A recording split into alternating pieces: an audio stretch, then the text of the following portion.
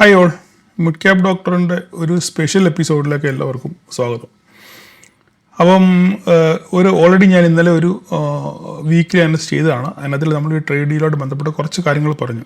എങ്കിലും മാർക്കറ്റിൽ യൂട്യൂബിനകത്തൊക്കെ ധാരാളം വീഡിയോകൾ ഇതിനെപ്പറ്റി അനുകൂലമായിട്ടും പ്രതികൂലമായിട്ടൊക്കെ ഒത്തിരി കറങ്ങി നടപ്പുണ്ട്.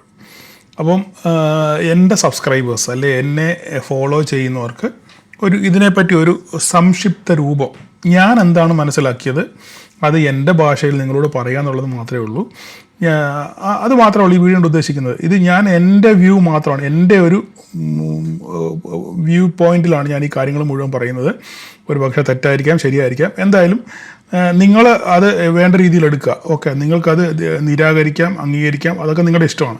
പക്ഷേ എനിക്ക് എന്താണ് ഈ സംഭവത്തിൽ നിന്ന് മനസ്സിലായത് ആ കാര്യം ജസ്റ്റ് നിങ്ങളോടൊന്ന് സിമ്പിളായിട്ടൊന്ന് സൂചിപ്പിക്കുക എന്ന് മാത്രമേ ഉള്ളൂ. ഈ വീഡിയോയ്ക്ക് വലിയ പ്രൊഫഷണലിസം ഒന്നും കാണത്തില്ല. കാരണം ഞാൻ എന്തുകൊണ്ടാണ് ഈ വലിയ പ്രൊഫഷണലായിട്ട് ചെയ്യുക, അങ്ങനെ എനിക്ക് അറിയത്തുമില്ല ചെയ്യാൻ പ്രൊഫഷണലായിട്ട്.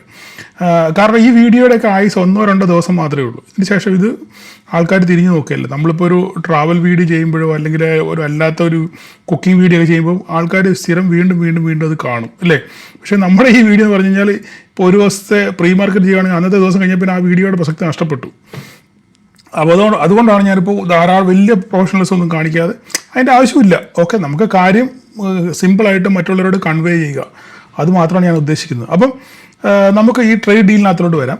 ട്രേഡ് ഡീലിനകത്ത് വന്നു കഴിഞ്ഞാൽ ഞാൻ ഓൾറെഡി പറഞ്ഞു, ദൂരവ്യാപകമായിട്ട് നമ്മൾ നോക്കുകയാണെന്നുണ്ടെങ്കിൽ നമുക്ക് ഈ സംഭവം നഷ്ടക്കച്ചവടമാണ്. മനസ്സിലായി പറഞ്ഞു? അതായത് ഞാൻ ഇന്നലെ ഓൾറെഡി എൻ്റെ വീഡിയോയിൽ പറഞ്ഞിരുന്നു 0 to 9% ആയിരുന്നു നമ്മുടെ നേരത്തെയുള്ള താരിഫ്. അതിപ്പോൾ 18%. അപ്പം ചുരുക്കം പറയാതെ നഷ്ടമാണ്. പിന്നെ 50% ആക്കിയിട്ട് 18% ആക്കിയതുകൊണ്ടുള്ള ഒരു ബൂസ്റ്റപ്പ് മാത്രമേ ഇപ്പോൾ ഉള്ളൂ. അത് ടെമ്പററിയാണ്. അതിനുശേഷം ദൂരവ്യാപകമായിട്ട് നമുക്ക് പല പ്രശ്നങ്ങൾ ഉണ്ടാകാനുള്ള സാധ്യതയുണ്ട്. കമ്പനികളെ അതുമായിട്ട് ബന്ധപ്പെട്ട് നിൽക്കുന്ന കമ്പനികളെ ബാധിക്കാനുള്ള സാധ്യതയും ഉണ്ട്. അതിപ്പോൾ ഉടനെ അല്ല, 1, 2, 3 ക്വാർട്ടർ കഴിയുമ്പോഴായിരിക്കും ഇതിൻ്റെ റിസൾട്ട് വരാൻ പോകുന്നത്. ഓക്കെ, അപ്പം അതാണ് ഒരു കാര്യം. പക്ഷേ ഇപ്പം നിലവിൽ ഈ ഒരു സെറ്റപ്പ് വെച്ചിട്ട് നമുക്ക് എന്തൊക്കെ ബെനിഫിറ്റ് ഉണ്ടാകും, പൊതുജനങ്ങൾക്ക് എന്തൊക്കെ ഇതുകൊണ്ട് ബെനിഫിറ്റ് ഉണ്ടാകും എന്നുള്ളതാണ് ഞാൻ അതിൽ ഏറ്റവും കൂടുതൽ തപ്പിപ്പറിക്കിയ കാര്യം എന്ന് പറഞ്ഞു കഴിഞ്ഞാൽ, നമുക്കെന്ത് ഗുണമുണ്ടാകും, കമ്പനികൾക്ക് ഗുണമുണ്ടാകുന്നതല്ല, നമ്മൾക്ക് പൊതുജനങ്ങൾക്ക് ഈ ഒരു ട്രേഡ് ഡീൽ വന്നതിന് ശേഷം നമുക്ക് എന്തൊക്കെ ഗുണങ്ങളുണ്ടാകും അല്ല ദോഷങ്ങളുണ്ടാകും എന്നുള്ളത് മാത്രമാണ് ഞാൻ ഈ വീഡിയോ കൊണ്ട് ഉദ്ദേശിക്കുന്നത്. അപ്പോൾ ഒന്നാമത്തെ കാര്യം നമ്മൾ മനസ്സിലാക്കണം. ഞാൻ ഇതിൻ്റെ ക്ലിപ്പിംഗ് കൂടി ഇതിൻ്റെ കൂട്ടത്തിൽ ഇട്ടേക്കാം. ഒന്നാമത്തെ കാര്യം നമ്മൾ മനസ്സിലാക്കേണ്ടത്, ഇതൊരു ഇടക്കാല കരാർ മാത്രമാണ്. ഓക്കെ, ഈ കരാർ പൂർണ്ണമായിട്ടില്ല ഇതുവരെയായിട്ടും. അത് നമ്മൾ ആദ്യം മനസ്സിലാക്കണം. പറഞ്ഞെങ്കിലും 18% താരിഫ് വന്നെങ്കിലും അതൊരു ഇൻട്രിം ഡീലാണ്, അതായത് ഒരു ഇടക്കാല ഡീലാണ്. സത്യം പറഞ്ഞു കഴിഞ്ഞാൽ ഇതുവരെയായിട്ടും ഇവർ തമ്മിലൊരു സമവായത്തിൽ എത്തിയിട്ടില്ല. റഷ്യൻ ക്രൂഡ് വാങ്ങിക്കുന്നത് കുറച്ചു എന്നുള്ള ഒറ്റ പേര് മാത്രമാണ് ഇപ്പോൾ ഈ സംഭവം ഇങ്ങനെ 18% ആക്കിയേക്കുന്നത്. എങ്കിലും ഇത് തമ്മിൽ ഒരു കരാറിൽ ഇതുവരെയായിട്ടും എത്തിയിട്ടില്ല. ഇത് ഏകദേശം ഒരു മാർച്ച് പകുതിയോടൊക്കെ ആകുമെന്നാണ് പലരും പറയുന്നത്. ഓക്കെ, അതെന്തും ആയിക്കോട്ടെ, നിലവിൽ ഈ 18% ടെമ്പററിയാണ്. ഓക്കെ, പെർമനൻ്റ് ആയിട്ടില്ല. അത് മാർച്ചിന് ശേഷം തമ്മിലൊരു ചർച്ച, ചിലപ്പോൾ ഇത് കൂടാൻ ചിലപ്പോൾ കുറയാം, അറിയത്തില്ല നമുക്ക് എന്താണ്. അത് അന്നേരപ്പോൾ അവരുടെ ആ ഡീല് പോലെ ഇരിക്കും. ഓക്കെ, എന്തായാലും ഇത് ഒരു ടെമ്പററി സംഭവമാണ്, നിങ്ങളത് മനസ്സിലാക്കിയിരിക്കുക. പിന്നെ നമുക്കിവിടെ മനസ്സിലാക്കേണ്ട ഒരു കാര്യം എന്ന് പറഞ്ഞു കഴിഞ്ഞാൽ, നമുക്ക് ഇപ്പോൾ ഈ താരിഫ് അടിച്ചേക്കുന്നത് നമുക്ക് ഇങ്ങോട്ട് അടിക്കുന്ന അതേ താരിഫ് തന്നെ, റെസിപ്രോക്കൽ താരിഫ് എന്നാണ് ഇതിന് പറയുന്നത്. അതായത് 18% അടിച്ചു, അപ്പോൾ 18% ഇങ്ങോട്ടാണെങ്കിൽ അങ്ങോട്ടും 18%. ആ ഒരു സെറ്റപ്പിലാണ് ഈ ഒരു ഫോർമുല വന്നിരിക്കുന്നത്. അപ്പോൾ ഈ 18% താരിഫ് അടിച്ചേക്കുന്നത് അതിലുള്ള മേജർ സെക്ടർ എന്ന് പറയുന്നത് ഞാനിപ്പോൾ ഇവിടെ കാണിക്കുന്നത് പോലെ തന്നെ ടെക്സ്റ്റൈലുണ്ട്, ലെതർ ഫുട്വെയർ ഉണ്ട്, പ്ലാസ്റ്റിക്, റബ്ബർ, അങ്ങനെയുള്ള കാര്യങ്ങൾ, പിന്നെ ചില മെഷീനറീസുകൾ, പിന്നെ ചില ഓർഗാനിക് കെമിക്കലുകൾ, പിന്നെ ഈ ഹോം ഡെക്കോർ, അകത്ത് നമ്മുടെ വീടിന് ഇൻറ്റീരിയർ ഡിസൈനൊക്കെ ചെയ്യുന്നില്ലേ, അങ്ങനെയുള്ള കുറേ പ്രോഡക്റ്റുകൾ, പിന്നെ ആർട്ടിസാൻ പ്രോഡക്റ്റ്, അതായത് കരകൗശല വസ്തുക്കൾ, ഇങ്ങനെയുള്ള സാധനങ്ങൾക്കൊക്കെയാണ് 18% താരിഫ് അടിച്ചു കൊടുത്തേക്കുന്നത്. അങ്ങോട്ടാണെങ്കിലും ഇങ്ങോട്ടാണെങ്കിലും ഇതാണ് താരിഫ്. ഓക്കെ, അപ്പം ഇങ്ങനെയുള്ള പ്രോഡക്റ്റുകൾക്കാണ് പെട്ടെന്ന്, അതായത് നമ്മുടെ ഇപ്പോൾ കിറ്റെക്സ് മാതിരി അല്ലെങ്കിൽ ട്രൈഡൻറ്റ് മാതിരി അങ്ങനെ വസ്ത്രവ്യാപാര രംഗത്ത് ഉള്ളവർക്കും, അങ്ങനെ പിന്നെ മറ്റ് പ്ലാസ്റ്റിക്, ലെതർ ഒക്കെ, ബാറ്റ അല്ലെങ്കിൽ അങ്ങനെ പല കമ്പനികളുണ്ടല്ലോ. അപ്പോൾ അവർക്കൊക്കെയാണ് പെട്ടെന്ന് അത്യാവശ്യം നിന്ന് പഴിക്കാൻ തക്ക രീതിയിലുള്ള, ഭാവിയിലേക്ക് നോക്കുകയാണെങ്കിൽ നമുക്ക് നഷ്ടം തന്നെ ആയിരിക്കും. പക്ഷേങ്കിൽ ഇപ്പോഴത്തെ അവസ്ഥയിൽ ഒരു എന്താ പറയുക, ഈ തമ്മിൽ ഭേദം തമ്മെന്ന് പറയുന്ന പോലെ ഇപ്പോഴത്തെ അവസ്ഥയിൽ അത്യാവശ്യം പിടിച്ചു നിന്ന് പോകാത്തക്ക രീതിയിലുള്ള ഒരു സെറ്റപ്പ് ഇപ്പം അവർക്ക് കിട്ടിയിട്ടുണ്ട്. അതുകൊണ്ടാണ് ഇപ്പോൾ ഈ കിറ്റക്സ് ഒക്കെ 20%, 2-3 അപ്പർ സർക്യൂട്ടൊക്കെ അടിക്കുന്നത്. പക്ഷേ ഈ ഭാവിയിൽ ഇതിൻ്റെ കാര്യങ്ങളൊക്കെ എന്തായി തീരും എന്നുള്ളത് നമുക്കറിയത്തില്ല. അല്ലെങ്കിൽ അവരുടെ ട്രേഡ് എന്ത് ചെയ്യണം, അവരുടെ കച്ചവടം അവർ ഡൈവേഴ്സിഫൈ ചെയ്യണം, മറ്റു പല രാജ്യങ്ങളിലോട്ടും ഡീവിയേറ്റ് ചെയ്ത് വിടുക എന്നുള്ളത്. കാരണം കിറ്റക്സിനൊക്കെ 95% അമേരിക്കയിലോട്ടാണ് എക്സ്പോർട്ട് ചെയ്യുന്നത്. അപ്പോൾ അത് മാറ്റിയിട്ട് അവിടോട്ടുള്ള എക്സ്പോർട്ട് കുറച്ചോണം മറ്റു രാജ്യങ്ങളിലോട്ട് എക്സ്പോർട്ട് ചെയ്യുകയാണെന്നുണ്ടെങ്കിൽ അവർക്ക് കുറച്ച് അവരുടെ ആ മാർജിൻ, അതിലുള്ള പ്രശ്നങ്ങൾ കുറച്ചൊക്കെ പരിഹരിക്കാൻ പറ്റും. ഓക്കെ, ഇനി എന്തെങ്കിലും ആയിക്കോട്ടെ. അപ്പം ഇതാണ് 18% താരിഫ് അടിച്ചേക്കുന്നത്. അപ്പം നമുക്കിവിടെ വലിയൊരു ചർച്ച പിന്നെ നമ്മുടെ യൂട്യൂബുകളിൽ സോഷ്യൽ മീഡിയ നടക്കുന്നത് അഗ്രികൾച്ചർ പ്രോഡക്റ്റുമായിട്ട് ബന്ധപ്പെട്ടാണ്. നമ്മൾ കർഷകരെ വഞ്ചിച്ചു, അല്ലെങ്കിൽ കർഷകർക്ക് പണി കൊടുത്തു എന്ന് പറഞ്ഞുള്ള രീതിയിലാണ് കൂടുതലും ചർച്ച വരുന്നത്. പക്ഷേ നിങ്ങളൊരു കാര്യം മനസ്സിലാക്കേണ്ടത്, നമ്മുടെ ഇന്ത്യൻ സർക്കാർ ഡയറി പ്രോഡക്ട്സ്, അതായത് പാൽ ഉൽപ്പന്നങ്ങളെ ഇറക്കുമതി ചെയ്യാൻ അനുവദിച്ചിട്ടില്ല. നിങ്ങളത് മനസ്സിലാക്കുക ആദ്യം. ഓക്കെ, പാൽ ഉൽപ്പന്നങ്ങൾ, GM ഫുഡ്സ്, ഞാൻ നേരത്തെ പറഞ്ഞു ജനിതക മാറ്റങ്ങൾ വരുത്തിയ പിന്നെ പച്ചക്കറി സാധനങ്ങൾ, അതായത് ജനറ്റിക്കലി മോഡിഫൈഡ്, ഓക്കെ, ജനിതക മാറ്റം വരുത്തിയ പിന്നെ പച്ചക്കറികളെ നമ്മൾ അനുവദിച്ചിട്ടില്ല. അതുപോലെ പോൾട്രി പ്രോഡക്ട്സ്, ഓക്കെ, അതുപോലെ സോയാബീന്, കോട്ടൺ ഇവയൊന്നും ഇറക്കുമതി ചെയ്യാൻ സമ്മതിച്ചിട്ടില്ല. ഓക്കെ, അത് നമ്മൾ മനസ്സിലാക്കുക ആദ്യം.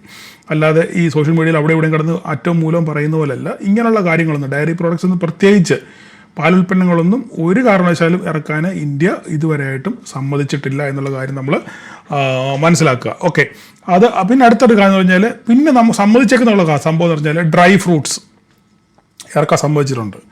ഓക്കെ, നട്ട്സ്, അതുപോലെ തന്നെ ആനിമൽ ഫീഡ്, അതിന് ചെറിയൊരു പ്രശ്നമുണ്ട്. കാരണം ഈ അവിടുന്ന് വരുന്ന ആനിമൽ ഫീഡ് എന്ന് പറഞ്ഞാൽ അതിനകത്തിൽ സാധാരണ നമ്മളിവിടെ കൊടുക്കുന്നത് വെജിറ്റേറിയൻ ആനിമൽ ഫീഡാണ് കൊടുക്കുന്നത്. ഈ കണ്ടിട്ടില്ലേ, ഈ പല്ലറ്റ്സ് മാതിരിയുള്ള സാധനം.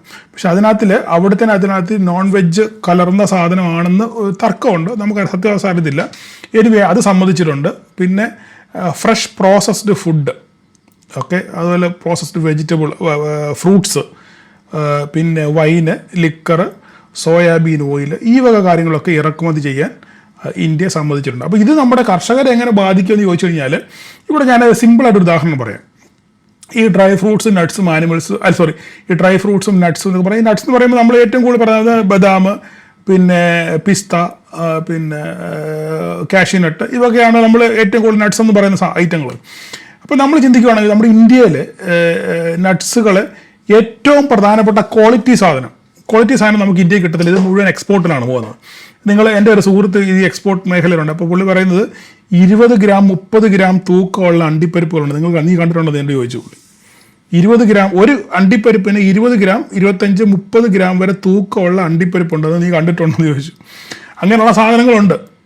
ആ സാധനം നേരെ പോകുന്നത് എക്സ്പോർട്ട് ക്വാളിറ്റിയാണ്. എക്സ്പോർട്ട് മറ്റ് രാജ്യങ്ങളിലേക്ക് കയറ്റുമതി ചെയ്യാൻ വേണ്ടി. അപ്പം 20 ഗ്രാമുള്ള ഒരു അണ്ടിപ്പരിപ്പ് എന്ന് പറയുമ്പോൾ ഏകദേശം 10 എണ്ണം ആകുമ്പോൾ 200 ഗ്രാമായി. ഓക്കെ, അപ്പോൾ 50 എണ്ണം ആകുമ്പോൾ ഏകദേശം 1 കിലോ, 50 അണ്ടിപ്പരിപ്പ് ഉണ്ടെങ്കിൽ 1 കിലോ ആകും. അത്രയ്ക്ക് ക്വാളിറ്റി ഉള്ള സാധനം നമ്മൾ ഇന്ത്യയിൽ ഉണ്ടാക്കുന്നുണ്ട്. പക്ഷേ ആ സാധനം നമുക്ക് ഇവിടെ കാണുന്നില്ല, എക്സ്പോർട്ട് ചെയ്യണം. എന്ന് പറഞ്ഞ പോലെ തന്നെ ഇങ്ങനെയുള്ള ക്വാളിറ്റി പ്രോഡക്റ്റ്സ് ഒക്കെ നമ്മൾ കയറ്റി അയച്ചിട്ട് ബാക്കി ഉള്ള മിച്ചം വരുന്ന സാധനമാണ് നമ്മുടെ ഇന്ത്യയിൽ കച്ചവടം ചെയ്തത്. നിങ്ങൾ കണ്ടിട്ടില്ലേ, ഈ റോഡിൻ്റെ സൈഡിലൊക്കെ കിലോയ്ക്ക് 100 രൂപ 150 രൂപയ്ക്ക് ഇങ്ങനെ പൊടിഞ്ഞ് വെറും നുറുക്കുകൾ കണ്ടിട്ടില്ലേ? ഈ കാഷ്യൂ നട്ട്സിൻ്റെ നുറുക്കുകൾ ഈ കടക്കാരൊക്കെ മറ്റേ ഷാർജയൊക്കെ അടിക്കാൻ വേണ്ടി മേടിച്ച സാധനം കണ്ടിട്ടില്ലേ? 100 രൂപ 150 രൂപയേ ഉള്ളൂ അതിന്. പിന്നെ അതിനൊക്കെ കുറച്ചുകൂടെ ക്വാളിറ്റി കൂടിയതിന് 250 രൂപ 300 രൂപ, പിന്നെ അതിനൊക്കെ കൂടിയതിന് 600 രൂപ, ഏറ്റവും കൂടിയതിന് 800 രൂപ 1000 രൂപയൊക്കെയാണ് ഞാനിവിടെ കണ്ടിട്ടുള്ളത്, ഇല്ലേ? അങ്ങനെയുള്ള നട്ട്സുകളാണ് നമുക്കിവിടെ കിട്ടുന്നത്. അതേസമയം ഞാൻ ഇവിടുന്ന് പോകുമ്പോൾ സാധാരണ നട്ട്സ് ഇവിടുന്ന് വാങ്ങിച്ചുകൊണ്ടാണ് പോകാറുള്ളത്. അപ്പോൾ ഇവിടെ നമ്മളിപ്പോൾ 1 കിലോ നട്ട്സ് വാങ്ങിക്കണമെന്നുണ്ടെങ്കിൽ ഏകദേശം ഒരു 4 കേടിയെങ്കിലും കൊടുക്കണം. 4 കേടി എന്ന് പറയുമ്പോൾ 3 12 1200 രൂപ, ഏകദേശം 1 കിലോയ്ക്ക് 1200 രൂപ വിലയായി. പക്ഷേ ആ സാധനം എന്താണ്? ക്വാളിറ്റി സാധനമാണ്. നമുക്കത് ഉപയോഗിക്കാനും വിശ്വസിച്ച് കഴിക്കാനും ഒക്കെ പറ്റുന്ന ക്വാളിറ്റി പ്രോഡക്റ്റാണ്. അപ്പോൾ അങ്ങനെ ക്വാളിറ്റി വേണമെന്ന് ആഗ്രഹിക്കുന്നവർ എന്ത് ചെയ്യും? ആ സാധനം വാങ്ങിക്കും. അല്ലാത്ത എന്ത് ചെയ്യും? പൈസ ഇല്ലാത്തവരെന്ത് ചെയ്യും? കുറഞ്ഞ സാധനം വാങ്ങിക്കും. അപ്പം ഇവിടെ എന്താ സംഭവിക്കുന്ന പറഞ്ഞാൽ, ഇങ്ങനെ ഒരു സാധനം ഈ നട്ട്സൊക്കെ ഇറക്കുമതി ചെയ്യാൻ സമ്മതിക്കുമ്പം കാശുള്ളവൻ ക്വാളിറ്റി പ്രോഡക്റ്റ് വാങ്ങിക്കും, പൈസ ഉള്ളവൻ ക്വാളിറ്റി പ്രോഡക്റ്റ്സ് മേടിക്കും. അപ്പോൾ അവിടെ എന്തായൊരു ഗുണം എന്ന് പറഞ്ഞു കഴിഞ്ഞാൽ നമുക്ക് കുറച്ചുകൂടെ കോമ്പറ്റേറ്റീവ് ആകാൻ പറ്റും. നമ്മുടെ കർഷകർക്ക് കുറച്ചുകൂടെ ഒരു മത്സര ബുദ്ധി വരും. ഓക്കെ, അപ്പം അങ്ങനെ ക്വാളിറ്റി പ്രോഡക്റ്റ്സ് ആൾക്കാർ വാങ്ങിക്കാൻ പോകുമ്പം ഞാൻ ക്വാളിറ്റി പ്രോഡക്റ്റ്സ് കൊടുത്തു കഴിഞ്ഞാൽ അവർ കൊടുക്കുന്നതിനേക്കാളും 10 രൂപ കുറച്ച് അല്ലെങ്കിൽ 100 രൂപ കുറച്ച് ഞാൻ കൊടുത്തു കഴിഞ്ഞാൽ ഇവരെ ഈ സാധനം കൊണ്ട് ഇല്ലാഞ്ഞിട്ടല്ല, നമ്മുടെ ഇന്ത്യൻ കർഷകരുടെ ക്വാളിറ്റി സാധനമുണ്ട്. അവരെപ്പോഴും എന്ത് ചെയ്യുന്ന ഈ സാധനം കയറ്റുമതി ചെയ്യുന്നത്. ഇല്ലേ? നമുക്ക് തരത്തില്ല. ഈ കയറ്റുമതി സാധനം തന്നെ വേണ്ട തിരിച്ചു വേണം അവരിങ്ങോട്ട് കയറും. ഇങ്ങോട്ട് കയറുമ്പോൾ നമ്മൾ ആ കാശ് കൊടുത്ത് നമ്മൾ വീണ്ടും വാങ്ങിക്കുന്നത്. അപ്പം ഈ പറയുന്ന 1 കിലോ അണ്ടിപ്പരിപ്പിന് കാര്യം എടുക്കുക. 1 കിലോ അണ്ടിപ്പരിപ്പിന് ഇപ്പോൾ ഞാൻ ഇപ്പോഴത്തെ കണക്ക് പറയുകയാണെങ്കിൽ ഒരു 1200 1500 രൂപ എന്ന് കൂട്ടിക്കോ. 1500 രൂപയ്ക്ക് അവിടുന്ന് ഇമ്പോർട്ടഡ് ക്വാളിറ്റി സാധനം, US നിന്ന് വരുന്ന ഇമ്പോർട്ടഡ് ക്വാളിറ്റി സാധനം 1500 രൂപ 1 കിലോ. ഓക്കെ, ഈ സാധനം നമ്മുടെ ഇന്ത്യയിലും ഉണ്ട്, പക്ഷേ ഇന്ത്യയിൽ ഈ സാധനം കൊടുക്കുന്നില്ല, അവർ എക്സ്പോർട്ട് ചെയ്യുകയാണ് ചെയ്യുന്നത്. അപ്പോൾ അവർ എക്സ്പോർട്ട് ചെയ്യാതെ ആ സാധനം തന്നെ 1200 രൂപയ്ക്ക് കൊടുക്കാൻ തയ്യാറായാലോ 6 സാധനം ചിലവാകും.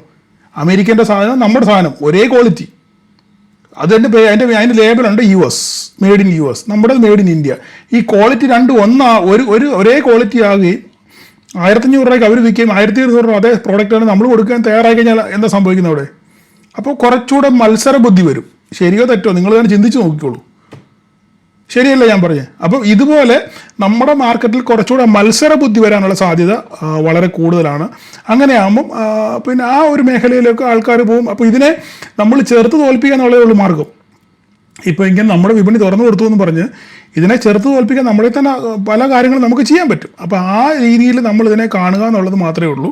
അപ്പോൾ ഇതുപോലെ ഇപ്പോൾ ഞാൻ അഡ്സിൻ്റെ കാര്യം ഞാനൊരു എക്സാമ്പിൾ പറഞ്ഞത് മാത്രമേ ഉള്ളൂ. ഇതുപോലെ തന്നെ പല കാര്യങ്ങളും നമുക്ക് പ്രോസസ്സ് ചെയ്ത് പല കാര്യങ്ങളും ചെയ്യാൻ പറ്റും. അപ്പോൾ ഇങ്ങനെയുള്ള കാര്യങ്ങളൊക്കെ ചെയ്ത് നമ്മൾ ഇങ്ങനെയുള്ള സാഹചര്യത്തെ അതിജീവിക്കുക എന്നുള്ളതാണ് ഏറ്റവും വലിയ. അത് അങ്ങനെ ചെയ്യും, കാരണം അതിനുള്ള ബുദ്ധി ഇന്ത്യക്കാർക്കുണ്ട് എന്നാണ് ഞാൻ പ്രതീക്ഷിക്കുന്നത്. അപ്പം ഇതിൻ്റെ കാര്യം ഞാൻ പറഞ്ഞത് നിങ്ങൾക്ക് ഏകദേശം മനസ്സിലായെന്ന് ഞാൻ വിചാരിക്കുന്നു. അപ്പം അങ്ങനെയാണ് ഡ്രൈ ഫ്രൂട്ട്സും നട്ട്സും ഈ പറയുന്ന പോലെ ഫ്രഷ് പ്രോസസ്ഡ് ഫുഡും വൈനും ലിക്കറും. അപ്പോൾ വൈനും ലിക്കറിൻ്റെ കാര്യം വരുമ്പോൾ ഭയങ്കര സന്തോഷമായിരിക്കും, കാരണം ഭയങ്കര നികുതിയാണ് നമ്മൾ അടിച്ചുകൊണ്ടിരുന്നത്, ഇല്ലേ? അവിടെ നിന്ന് ഇങ്ങോട്ട് ഇറക്കുന്ന സാധനത്ത് 100%, 150% ഒക്കെ നികുതിയാണ് സ്കോച്ചിനും വിസ്കിക്കും അടിച്ചുകൊണ്ടിരുന്നത്. അപ്പോൾ അതൊക്കെ വളരെ പ്രൈസ് കുറയുമ്പം നമുക്ക് അതിനനുസരിച്ച് എന്ത് ചെയ്യും, ഇവിടെ നമുക്ക് സാധനം വില കുറച്ച് സാധനം കിട്ടും. ഇപ്പോൾ തന്നെ നമ്മളുടെ ഈ ബിവറേജുകളിൽ ഇരിക്കുന്ന സാധനത്തിന് എത്രയോ ഇരട്ടി 200-300 ഇരട്ടി ടാക്സ് കൊടുത്തിട്ടാണ് ഇവിടുത്തെ ബിവറേജുകളിൽ നിന്ന് ആൾക്കാർ സാധനം വാങ്ങിക്കുന്നത്, ഇല്ലേ? അപ്പോൾ ഈ സാധനം ഏകദേശം അതേ റേഞ്ചിൽ തന്നെ സെയിം സാധനം വരുമ്പം എന്താ സംഭവിക്കുന്നത് അവിടെ? എന്താ സംഭവിക്കുന്നത്? കള്ളുകൂടിയന്മാർക്ക് സാധനം കുറച്ച് നിങ്ങൾ എന്നെ വേറെ ഒന്നും തെറ്റിദ്ധരിക്കല്ലേ. അപ്പം നല്ല സാധനം അടിക്കാൻ വേണ്ടി എന്ത് ചെയ്യാൻ പറ്റും? വില കുറച്ച് സാധനം കിട്ടും, ശരിയല്ല? അപ്പം നമ്മുടെ പ്രൊഡക്റ്റിന് നമ്മൾ നിർബന്ധിതമായിട്ട് വില കുറയ്ക്കുക, കാരണം ടാക്സാണ്.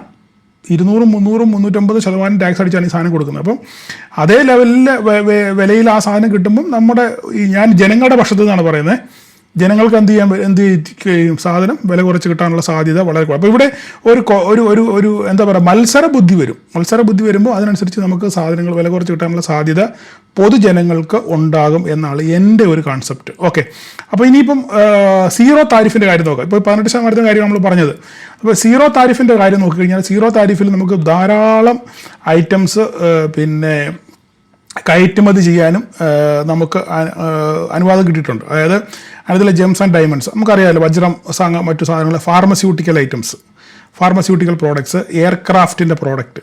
ഓക്കെ, അതായത് ഓരോ അതിൻ്റെ സ്പെയർ പാർട്സുകൾ, എയർക്രാഫ്റ്റിൻ്റെയും ഓട്ടോമോട്ടീവ് സാധനങ്ങളുടെയും സ്പെയർ പാർട്സുകൾ, സ്മാർട്ട് ഫോണുകൾ, spices, tea, coffee, coconut oil, cashew nut, banana, mango, pineapple, mushroom, bakery items, അങ്ങനെ കുറേ ഐറ്റംസ് ഇങ്ങനെ കിടപ്പുണ്ട്. അപ്പം ഈ വക സാധനങ്ങളൊക്കെ സീറോ താരിഫിലാണ് നമുക്ക് കയറ്റി അയക്കാൻ ഇനി മുതൽ പറ്റും എന്ന് ഒരു നില വന്നിട്ടുണ്ട്. അപ്പോൾ ഇവിടെ ഒരു ഗുണം എന്ന് പറഞ്ഞു കഴിഞ്ഞാൽ ഈ നമുക്കൊരു സംഭവം എടുക്കാം, ഈ എയർക്രാഫ്റ്റിൻ്റെ കമ്പോണൻസിൻ്റെ എടുക്കാം. അപ്പം നമ്മുടെ രാജ്യത്ത് ധാരാളം കമ്പോണൻസ് ഉണ്ടാക്കുന്ന കമ്പനികളുണ്ട്, ചെറുകിട സംരംഭങ്ങൾ എന്ന് പറയും, MSME എന്ന് പറയും. അപ്പം അങ്ങനെയുള്ള ചെറുകിട സംരംഭകർക്ക് ഉയർന്നു വരാനുള്ള ഒരു വലിയൊരു അവസരമാണ് ഇപ്പം ഈ ഒരു ഡീൽ കൊണ്ടുണ്ടായിരിക്കുന്നത്. കാരണം ഒന്നാമത്തെ കാര്യം ക്വാളിറ്റി പ്രോഡക്ട്സ്, കാരണം ഇത് എക്സ്പോർട്ട് ചെയ്യേണ്ട സാധനമാണ്. അപ്പോൾ ആ എക്സ്പോർട്ട് ചെയ്യണമെന്നുണ്ടെങ്കിൽ അതിനനുസരിച്ചുള്ള ക്വാളിറ്റി അത് മെയിൻറ്റെയിൻ ചെയ്യണം, ശരിയല്ലേ? അങ്ങനെ ക്വാളിറ്റി പ്രോഡക്ട്സ് ഉണ്ടാക്കുകയാണെന്നുണ്ടെങ്കിൽ ഈ സാധനം അമേരിക്കയിലോട്ട് കയറ്റി അയച്ച് ധാരാളം കാശുണ്ടാക്കാനുള്ളൊരു അവസരം ചെറുകിട സംരംഭകർക്ക് വഴി തുറക്കുന്ന ഒരു ഡീലാണ്. ഈ ഡീലിനകത്ത് ഏറ്റവും പ്രധാനപ്പെട്ട ഒരു സംഭവം. ഓക്കെ, അപ്പോൾ അങ്ങനെയാകുമ്പോൾ പുതിയ സ്റ്റാർട്ടപ്പുകൾ ഉണ്ടാകാനുള്ള സാധ്യതയുണ്ട്.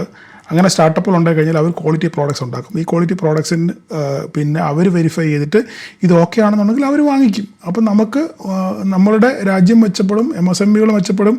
അങ്ങനെ വരുമാനം നമ്മൾക്ക് വിദേശ നാണ്യ വരുമാനം ഉണ്ടാകാനുള്ള സാധ്യത വളരെ കൂടുതലാണ്. നമ്മളെല്ലാം അടച്ചാക്ഷേപിക്കുന്നതിന് വരുമ്പോൾ ഇതിനെ ഓരോന്നിനെയും കീറി മുറിച്ച് പരിശോധിക്കുകയാണെന്നുണ്ടെങ്കിൽ നമുക്ക് ഉപകാരപ്പെടുന്ന പല കാര്യങ്ങളുണ്ട്. അപ്പോൾ നമ്മളെപ്പോഴും നമുക്ക് ഉപകാരപ്പെടുന്ന കാര്യങ്ങളെ ആ വഴി ഡൈവേഴ്സ് ചെയ്ത് വിടുക എന്നുള്ളത് മാത്രമേ ഉള്ളൂ. അല്ലാതെ എല്ലാത്തിനും കുറ്റം പറഞ്ഞുകൊണ്ടിരുന്ന നമുക്ക് കുറ്റം പറഞ്ഞുകൊണ്ടിരിക്കാനേ നേരം കാണത്തുള്ളൂ. അപ്പം എല്ലാം നമുക്ക് എവിടെയാണെങ്കിലും ഞാൻ എപ്പോഴും പറയാറൊരു കാര്യമുണ്ട്, തലയ്ക്ക് മീതെ വെള്ളം പൊങ്ങിയ അതിന് വേണ്ടി തോണി ഇറക്കുക. ഓക്കെ, ഇത്രയും നാൾ ഉള്ള അവസ്ഥ സംഭവിച്ചു, പക്ഷേ ഇപ്പോൾ അവസ്ഥ വേറെയാണ്. അപ്പോൾ ആ അവസ്ഥയെ തരണം ചെയ്യത്തക്ക രീതിയിലുള്ള കാര്യങ്ങൾക്ക് അനുസരിച്ച് നമ്മുടെ കാര്യങ്ങൾ നമ്മൾ മാറ്റുക എന്നുള്ളത് മാത്രമേ ഉള്ളൂ. അങ്ങനെയാണ് നമ്മൾ വിജയിക്കുന്നത്. അല്ല അയ്യോ എല്ലാം പോയെന്ന് പറഞ്ഞ് തലയ്ക്ക് കൈ കൊടുത്തിട്ട് വല്ല കാര്യമുണ്ടോ? ഇല്ല. അപ്പോൾ ഇത് ഞാൻ നോക്കിയിട്ട് ജനങ്ങൾക്ക് ഉപകാരപ്പെടുന്ന കുറേ കാര്യങ്ങളുണ്ട്. അപ്പോൾ ഞാനിത് എക്സാമ്പിൾ പറഞ്ഞു. അതുപോലെ ടീയും കോഫിയും ഈ കോക്കനട്ട് ഓയിൽ ഈ കാര്യങ്ങളൊക്കെ നമുക്ക് ഈ പറയുന്ന വില കുറച്ച് നമുക്ക് അവിടെ അമേരിക്കൻ മാർക്കറ്റിൽ എത്തിക്കാൻ പറ്റും. അപ്പോൾ നമ്മുടെ കർഷകർക്ക് എന്ത് ചെയ്യാൻ പറ്റും? അതുകൊണ്ട് ഒത്തിരി ബെനിഫിറ്റ് ഉണ്ടാകാനുള്ള സാധ്യത വളരെ, കാരണം ഈ ഇടനിലക്കാർക്ക് കീശ വീർപ്പിക്കുന്ന വരാനുണ്ടല്ലോ, അത് കുറച്ച് കുറഞ്ഞ ഈ സാധനങ്ങളൊക്കെ ഡയറക്റ്റ് എക്സ്പോർട്ട് ചെയ്യാനുള്ള അവസരം അവർക്ക് ഉണ്ടാകും. അപ്പം അതാണ് സീറോ താരിഫുമായിട്ട് ബന്ധപ്പെട്ട് എനിക്ക് അതിനെപ്പറ്റി പറയാനുള്ളത്. പിന്നെ നിങ്ങൾ കാണുന്നുണ്ട്, പിന്നെ ഏറ്റവും വലിയ ബിഗ് ഇമ്പാക്റ്റ് എന്ന് പറഞ്ഞു കഴിഞ്ഞാൽ ഞാൻ പറഞ്ഞല്ലോ, മെഡിക്കൽ എക്യുപ്മെൻറ്റ്സും പിന്നെ മെഡിസിൻസുമാണ്. ഇപ്പം ജനറിക് മെഡിസിനൊക്കെ സീറോ താരിഫിൽ നമുക്ക് അങ്ങോട്ട് കയറ്റി വിടാൻ പിന്നെ അനുവാദം കിട്ടിയിട്ടുണ്ട്. അപ്പം നമ്മൾ നേരത്തെ ജനറിക് മെഡിസിൻ പറയുമ്പോൾ ഈ അതിൻ്റെ എന്താ പറയുക റോ മെറ്റീരിയൽസ് ഇല്ലേ, ആ റോ മെറ്റീരിയൽസ് അവിടെ കൊണ്ടുപോയിട്ട് അത് വേറെ മെഡിസിൻ ഉണ്ടാക്കിയിട്ട് വേറെ പാക്കറ്റിലാക്കി വേറെ കമ്പനിയുടെ പേരിലാണ് നമ്മൾ എന്ത് ചെയ്യുന്നത് സാധാരണ രീതിയിൽ ഇപ്പം വിറ്റുകൊണ്ടിരിക്കുന്നത്. പക്ഷേ ഇപ്പം നമുക്ക് എന്ത് ചെയ്യാൻ പറ്റും? നമുക്ക് തന്നെ ആ പ്രോഡക്റ്റ് ഉണ്ടാക്കി ഡയറക്റ്റ് അമേരിക്കയിലോട്ട് എക്സ്പോർട്ട് ചെയ്യാൻ പറ്റുന്ന ഒരവസ്ഥ വന്നിട്ടുണ്ട്. അതുപോലെ തന്നെ മെഡിക്കൽ എക്യുപ്മെൻറ്റ്സ് ഇമ്പോർട്ട് ചെയ്യുന്ന കാര്യം, മെഡിക്കൽ എക്യുപ്മെൻറ്റ്സ് നമുക്ക് ഇനി അവിടെ നിന്ന് ഇങ്ങോട്ട് ഇമ്പോർട്ട് ചെയ്യാൻ പറ്റും. ഇതിനകത്തിൽ ഏറ്റവും വലിയൊരു ഞാനൊരു സാധ്യത കാണുമെന്ന് പറഞ്ഞാൽ ഈ മെഡിക്കൽ എക്യുപ്മെൻറ്റ്സ് അല്ലെങ്കിൽ മെഡിക്കൽ ഇംപ്ലാന്റ്സ് എന്നൊക്കെ പറഞ്ഞിട്ടില്ലേ, അങ്ങനെ മെഡിക്കൽ ഉപകരണങ്ങളുമായിട്ട് ബന്ധപ്പെട്ടു അല്ലെങ്കിൽ ഈ ഇംപ്ലാന്റ്സുമായിട്ട് ബന്ധപ്പെട്ട് നമുക്ക് അതിനകത്തിൽ വലിയ ഒരു സാധ്യത ഉണ്ട്. എക്സാമ്പിൾ ഞാൻ പറയാം. ഇപ്പോൾ നമ്മൾ ഒരാൾ ഇപ്പോൾ ഒരു ഹോസ്പിറ്റലിൽ ചെന്നു അവനെ ഇപ്പോൾ ഫുൾ ബോഡി ചെക്കപ്പ് ചെയ്യുമ്പോൾ പുള്ളിക്ക് ബ്ലോക്ക് ഉള്ളപ്പം ഡോക്ടർ പറയും നമുക്ക് സ്റ്റെൻറ്റ് ഇടണം. സിമ്പിളായിട്ട് ഞാൻ പറയുകയാണ്, സ്റ്റെൻറ്റ് ഇടണം എന്ന് പറയുന്നു. അപ്പോൾ സ്റ്റെൻറ്റ് ഇടാൻ പറയുമ്പോൾ അവർ പറയും ഇന്ത്യൻ സ്റ്റെൻറ്റ് ഉണ്ട്, പിന്നെ ഫോറിൻ സ്റ്റെൻറ്റ് ഉണ്ട്, US സ്റ്റെൻറ്റ് ഉണ്ട്, ഏത് സ്റ്റെൻറ്റ് വേണം? അവിടെയും വെറൈറ്റി ഉണ്ട്. അപ്പോൾ ഇന്ത്യൻ്റെ സ്റ്റെൻറ്റ് ആണെന്നുണ്ടെങ്കിൽ 50,000 രൂപയോ 35,000 രൂപ. ഈ 50,000 രൂപയുടെ സ്റ്റെൻറ്റിന് ഒറിജിനൽ വില എന്ന് പറഞ്ഞാൽ 15,000 രൂപയേ ഉള്ളൂ. ഇത് കറക്റ്റ് കാര്യം എനിക്ക് അറിയാവുന്നതാണ് ഞാൻ പറയുന്നത്. 50,000 രൂപ ഹോസ്പിറ്റലുകാർ 50,000 രൂപ ഇന്ത്യൻ സ്റ്റെൻറ്റ് എന്ന് പറയുന്ന സാധനത്തിന് വെറും 15,000 രൂപയുള്ളൂ. ബാക്കി 35,000 രൂപ ഈ ഇടയ്ക്ക് നിന്ന് പോകുന്നവർക്ക് പോക്കറ്റിൽ പോകുന്ന പൈസയാണ്. വെറും 15,000 രൂപയുള്ളൂ. ഓക്കെ, 50,000 രൂപയാണ് ഇന്ത്യൻ സ്റ്റെൻറ്റിന്. ഇനിയിപ്പോൾ US സ്റ്റെൻറ്റ് വേണമെങ്കിൽ 1.5 ലക്ഷം രൂപ കൊടുക്കണം. മനസ്സിലായി പറഞ്ഞേ? US സ്റ്റെൻറ്റ് വേണമെങ്കിൽ 1.5 ലക്ഷം രൂപ കൊടുക്കണം. ഏത് വേണം നിങ്ങൾ ചൂസ് ചെയ്തു. കാശില്ലാത്തവനാണെന്നുണ്ടെങ്കിൽ 50,000 വാങ്ങിച്ചിടും, കാശുള്ളവനാണെന്നുണ്ടെങ്കിൽ 1.5 ലക്ഷത്തിന് മേടിച്ചിടും. ഇവിടെയാണ് ഈ വലിയൊരു മാറ്റം വരാൻ പോകുന്നത്. ഇപ്പം അതിൽ സത്യം പറഞ്ഞാൽ ഈ നമ്മൾ US നിന്ന് ഇറക്കുന്ന സാധനത്തിന് ഭയങ്കര ടാക്സ് ആയിരുന്നു. 100%, 70%, 80% ഒക്കെ ടാക്സ് ആയിരുന്നു. അപ്പോൾ ആ ടാക്സ് ഒഴിവായി. അപ്പോൾ അതിൻ്റെ വില എന്ത് ചെയ്യും? ക്രമാതീതമായിട്ട് ഈ പറയുന്ന സംഭവത്തിൻ്റെ വില കുറയും. ഞാൻ പറഞ്ഞ അർത്ഥം നിങ്ങൾക്ക് മനസ്സിലായോ? അപ്പോൾ പൊതുജനങ്ങൾക്ക് ഇതുകൊണ്ട് ഉപകാരമുണ്ട്. അപ്പോൾ 1.5 ലക്ഷം രൂപ കൊടുത്ത് നമ്മൾ മേടിക്കുന്ന US സ്റ്റെൻറ്റ് ചിലപ്പോൾ ഒരു പക്ഷെങ്കിൽ അത് 70,000 ആയിട്ടും 60,000 എന്ത് ചെയ്യും? കുറയും. അപ്പം മറ്റവന്മാരെന്ത് ചെയ്യണം? വില കുറച്ചേ വെക്കൂ. നമ്മുടെ ലോക്കൽ മെയ്ഡിൻ സാധനത്തിന്. അപ്പോൾ അത് ചിലപ്പോൾ 25,000, 20,000 വില പറയാനുള്ള സാധ്യത വളരെ കൂടുതലാണ്. അപ്പോൾ ഇത് ഗുണം ആർക്കാണ്? ചിന്തിക്ക്. ഇതുകൊണ്ട് ഗുണം ആർക്കാണ്? ചുമ്മാ നമ്മൾ തള്ളി മറിച്ചിട്ട് ചീത്ത വിളിച്ചിട്ട് വല്ല കാര്യമുണ്ട്. നമ്മളിതിൻ്റെ ആ റിയാലിറ്റി ചിന്തിക്കണം. അതുപോലെ തന്നെ പല മെഡിസിൻസും ക്യാൻസറിനൊക്കെയുള്ള മെഡിസിൻ നമ്മൾ കേട്ടിട്ടില്ലേ? ഈ ന്യൂസിലൊക്കെ കേട്ടിട്ടുണ്ടല്ലോ, അതിന് സ്പെഷ്യൽ എക്സംഷൻ കൊടുത്ത് അതിൻ്റെ ടാക്സ് കുറച്ചു, വെളിയിൽ നിന്ന് ക്യാൻസറിനുള്ള മരുന്ന് കൊണ്ടുവന്നു അതിൻ്റെ ടാക്സ് കുറച്ചു എന്നൊക്കെ പറയും. ചെറിയ വളരെ റെയറായിട്ടുള്ള അസുഖങ്ങൾക്കുള്ള മെഡിസിൻ ഇവിടെ ഇല്ല, അത് US ഉള്ളൂ, അവിടുന്ന് കൊണ്ടുവരണമെങ്കിൽ ടാക്സ് വേണം, പ്രത്യേക റിക്വസ്റ്റ് MP വഴി നമ്മൾ വിട്ട് അതിന് ടാക്സ് കുറച്ചു, അങ്ങനെ കേട്ടിട്ടില്ല, നമ്മൾ ന്യൂസിൽ കേട്ടിട്ടില്ലേ? അപ്പോൾ അതിനൊക്കെ എന്ത് ചെയ്യും? ഇനിയും ടാക്സ് കുറയും. അപ്പം മെഡിസിൻസ് ഒരു പരിധി വരെ നമുക്ക് മെഡിസിൻസിനകത്തിൽ ഒത്തിരി ലാഭം കിട്ടാനുള്ള സാധ്യത. അതുപോലെ തന്നെ മെഡിക്കൽ എക്യുപ്മെൻറ്റ്സ് പല പിന്നെ ഈ അതുപോലെ തന്നെ മുട്ടുമാറ്റി വെക്കൽ ശസ്ത്രക്രിയ നിങ്ങൾ കേട്ടിട്ടില്ലേ? അപ്പോൾ ഈ മുട്ടുമാറ്റി മുട്ടിനകത്ത് വെക്കുന്ന ആ ഇംപ്ലാന്റ് അത് വെളിയിൽ നിന്ന് നമ്മൾ ഇമ്പോർട്ട് ചെയ്യുന്ന സാധനമാണ് അല്ലേ? അതിനൊക്കെ ഭയങ്കര വിലയാണ് സാധനത്തിന്. കാരണം ഈ ടാക്സാണ് അതിൻ്റെ ഏറ്റവും വലിയ പ്രശ്നം. അപ്പോൾ അതിൻ്റെയൊക്കെ വില ക്രമാതീതമായിട്ട് കുറയാനുള്ള സാധ്യത വളരെ കൂടുതലാണ് മെഡിക്കൽ ഫീൽഡുമായിട്ട് ബന്ധപ്പെട്ട്. മെഡിസിൻസിനും ഇങ്ങനെയുള്ള കാര്യങ്ങൾക്കൊക്കെ ക്രമാതീതമായിട്ട് വില കുറയാനുള്ള സാധ്യത വളരെ കൂടുതലാണ്. അപ്പോൾ ഇതൊക്കെയാണ് ഞാൻ ഇതിനകത്തിൽ കണ്ട ഒരു പോസിറ്റീവ്. നെഗറ്റീവ് ഉണ്ട്, ഇല്ലെന്ന് ഞാൻ പറയുന്നില്ല. പക്ഷേങ്കിൽ പോസിറ്റീവായിട്ട് ഞാൻ കാണുന്ന ഏറ്റവും വലിയൊരു സംഭവം എന്ന് പറഞ്ഞാൽ മെഡിക്കൽ രംഗത്താണ് ധാരാളം നമ്മുടെ കോസ്റ്റ്, ഈ ആശുപത്രി ചെലവ് കുറയാനുള്ള സാധ്യത വളരെ കൂടുതലാണ്. ഇങ്ങനെയുള്ള കാര്യം വലിയ മേജർ സർജറികൾ വരുമ്പോഴും, പ്രത്യേകിച്ച് ഓർത്തോ ആയിട്ട് ബന്ധപ്പെട്ട പല പിന്നെ കാര്യങ്ങൾ വരുമ്പോൾ ഈ പറഞ്ഞ പോലെ മുട്ടുമാറ്റികൾ ശസ്ത്രക്രിയയും അല്ലാതെ മറ്റ് പല ഈ ബോണുമായിട്ട് ബന്ധപ്പെട്ട ശസ്ത്രക്രിയകൾക്ക് പല ഇംപ്ലാൻസുകൾ നമ്മൾ ഇറക്കുമതി ചെയ്യേണ്ടി വരും. അങ്ങനെയുള്ള കാര്യങ്ങളൊക്കെ വരുമ്പോൾ അവിടെയൊക്കെ വളരെ ക്രമാതീതമായിട്ട് ചിലവ് കുറയുമെന്നാണ് എൻ്റെ ഒരു വിശ്വാസം. മനസ്സിലായി ഞാൻ പറഞ്ഞത്? അപ്പോൾ ഒത്തിരി ഞാൻ പറഞ്ഞു. അപ്പോൾ ഇതൊക്കെയാണ് പൊതുജനങ്ങൾക്ക് വരാൻ ഒരു ഗുണം കിട്ടുന്ന ഒരു പ്രധാനപ്പെട്ട കാര്യങ്ങളൊക്കെ ഇതാണ്. അപ്പോൾ പിന്നെ അവസാനം വേറൊരു കാര്യം പറയുന്നത് 5 വർഷം കൊണ്ട് 500 ബില്യൻ്റെ പർച്ചേസ് നടത്തണമെന്നാണ് അമേരിക്ക വെച്ചേക്കുന്ന വേറൊരു വാദം. 5 വർഷം കൊണ്ട് 500 ബില്യൺ, അതായത് ഒരു വർഷം 100 ബില്യൻ്റെ പർച്ചേസ് നടത്തണമെന്നാണ് നിലവിലത്തെ. ഇപ്പോൾ നമ്മൾ ഏകദേശം 40-50 ബില്യൺ അടുത്ത് ഒരു വർഷം പർച്ചേസ് നടത്തുന്നുണ്ട്. അപ്പോൾ ഇതിനകത്തിൽ ഉൾപ്പെടുത്താത്ത കുറേ കാര്യങ്ങളുണ്ട്. എണ്ണ വാങ്ങിക്കുന്നതിനകത്ത് ഇപ്പം നിലവിൽ എണ്ണ വാങ്ങിക്കുന്നതിനകത്ത് ഉൾപ്പെടുത്തിയിട്ടില്ല, ഈ കണക്കിൽ ഉൾപ്പെടുത്തില്ല. പിന്നെ അതുപോലെ തന്നെ ഈ നമ്മുടെ വിദേശത്ത് പഠിക്കാൻ പോകുന്ന വിദ്യാർത്ഥികൾ അവരുടെ ഈ ഫീസും മറ്റു കാര്യങ്ങളും ഇതൊന്നും ഇതിനകത്തിൽ ഉൾപ്പെടുന്നില്ല. അതുപോലെ സർവീസ് സെക്ടറിന് അതിലുള്ള കൊടുക്കുന്ന സർവീസ് പ്രൊവൈഡറിൻ്റെ അതിൻ്റെ പൈസയും ഇതിനകത്തിലൊന്നും ഉൾപ്പെടുന്നില്ല. ഇനിയിപ്പോൾ വരുമ്പോൾ ഈ സാധനങ്ങളെല്ലാം ഇതിനകത്തിൽ ഉൾപ്പെടും. അപ്പോൾ പിന്നെ ഒരു വർഷം 100 ബില്യൺ എന്ന് പറയുന്നത് വലിയ ചികിൾ കേസൊന്നുമല്ല. ഓക്കെ, അപ്പം ഇപ്പോൾ പ്രത്യേകിച്ച് ഇപ്പോൾ നമ്മൾ വെനസ്വേലിൽ എണ്ണ മേടിക്കാൻ പോകുന്നു, പിന്നെ അവിടെ നിന്ന് നമ്മൾ LNG ഇറക്കാൻ പോകുന്നുണ്ട്, പിന്നെ അമേരിക്കയിൽ നിന്ന് കോൾ വാങ്ങിക്കാൻ പോകുന്നുണ്ട്. അപ്പോൾ അങ്ങനെ എനർജി പർച്ചേസ് വരുമ്പോൾ ഈ 100 ബില്യൺ എന്ന് പറയുന്നത് വലിയ വിഷയമുള്ള കാര്യമൊന്നുമില്ല. അപ്പോൾ ആൾക്കാർ പറഞ്ഞിട്ട് എങ്ങനെ നമ്മൾ പിന്നെ 500 ബില്യൺ എങ്ങനെ പർച്ചേസ് ചെയ്യുക, ഇന്ത്യക്ക് എങ്ങനെ പറ്റും, അത് നമ്മൾ ശരിക്കും അതിനെപ്പറ്റി കൂലങ്കഷമായിട്ട് ചിന്തിക്കുകയാണെന്നുണ്ടെങ്കിൽ വിഷയമുള്ള കാര്യമേ അല്ല. കാരണം നമ്മൾ ഇത്രയും എനർജി പർച്ചേസ്, റഷ്യയിൽ നിന്ന് ഓയിൽ 30% 30% റഷ്യൻ ഓയിൽ നമ്മൾ വാങ്ങിക്കുന്നുണ്ട്. അത് നമ്മൾ കുറച്ചതിന് ശേഷം ആ ഓയിൽ തന്നെയാണല്ലോ അമേരിക്കയിൽ നിന്ന് വെനസ്വേലയിൽ നിന്ന് മേടിക്കാൻ പോകുന്നത്, ഇല്ലേ? അപ്പോൾ ആ അക്കൗണ്ടിൽ വരും. അതുപോലെ തന്നെ ഇപ്പോൾ കോൾ ഇറക്കുമതി ചെയ്യാൻ പോകുന്നതും അമേരിക്കയിൽ നിന്നാണ്. US നിന്ന് വേറെ പല LNG ഇറക്കാൻ പോകുന്നുണ്ട്, പിന്നെ ഓയിൽ നമ്മൾ വാങ്ങിക്കാൻ പോകുന്നുണ്ട്, പിന്നെ എയർക്രാഫ്റ്റുമായിട്ട് ബന്ധപ്പെട്ട പല പാർട്സുകൾ നമ്മൾ വാങ്ങിക്കാൻ പോകുന്നുണ്ട്, ഒരു പക്ഷേ എയർക്രാഫ്റ്റുകൾ നമ്മൾ വാങ്ങിക്കുന്നത്. അപ്പോൾ ഇതെല്ലാം ഈ അക്കൗണ്ടിനകത്ത് പോകും. മനസ്സിലായല്ലോ പറഞ്ഞ്? അപ്പോൾ ഇതൊക്കെ ഇതിനകത്ത് കണക്ക് കൂട്ടുമ്പോൾ ഈ ഒരു വർഷം 100 ബില്യൺ എന്ന് പറയുന്നത് വലിയ വിഷയമുള്ള കാര്യമില്ല. 5 വർഷം കൊണ്ട് 500 ബില്യൺ വലിയ വിഷയമുള്ള കാര്യമൊന്നുമല്ല. അതൊന്നും വലിയ പൊക്കി പിടിച്ച് വലിയ മഹാസംഭവം ആക്കേണ്ട കാര്യമൊന്നുമില്ല. അപ്പം ഇതൊക്കെയാണ് ഇവിടുത്തെ രത്നച്ചുരുക്കം. അപ്പോൾ ഇതുകൊണ്ട് നിങ്ങൾ സത്യം പറഞ്ഞാൽ പൊതുജനങ്ങൾക്ക് ഈ ഡീൽ കൊണ്ട് ലാഭം ഉണ്ടെന്ന് ഞാൻ പറയത്തുള്ളൂ. ഈ പറയുന്ന പോലെ തന്നെ ഞാൻ പറഞ്ഞില്ല, പ്രത്യേകിച്ച് മെഡിക്കൽ രംഗത്ത് പല എക്യുപ്മെൻറ്റുകളും അതുപോലെ തന്നെ പല മെഷീൻസുകൾ, മെഡിക്കൽ രംഗത്തുള്ള പല മെഷീൻസുകളും ഇറക്കുമതി ചെയ്യുമ്പോൾ അതിനകത്തിലൊക്കെ ഗണ്യമായ പൈസ കുറവ് വരും, ടാക്സ് കുറവ് വരും. അപ്പോൾ അതുകൊണ്ട് ഇത് നമ്മൾ നോക്കുകയാണെന്നുണ്ടെങ്കിൽ കമ്പനികൾക്കും ഇന്ത്യയിലെ ചെറുകിട സംരംഭങ്ങൾക്കും ചെറിയ തട്ടുകൾ പറ്റുമെങ്കിലും പൊതുജനങ്ങൾക്ക് ഇതുകൊണ്ട് വലിയ ലാഭം ഉണ്ടാകാനുള്ള ഉണ്ടെന്നാണ് എൻ്റെ പരിമിതമായ അറിവ് വെച്ച് എനിക്കിതിനകത്തിരുന്ന് മനസ്സിലാക്കുന്നത്. അപ്പോൾ നിങ്ങളുടെ അഭിപ്രായങ്ങളും കമൻറ്റുകളും ഇതിൻ്റെ താഴെ രേഖപ്പെടുത്തുക. Okay, thank you all.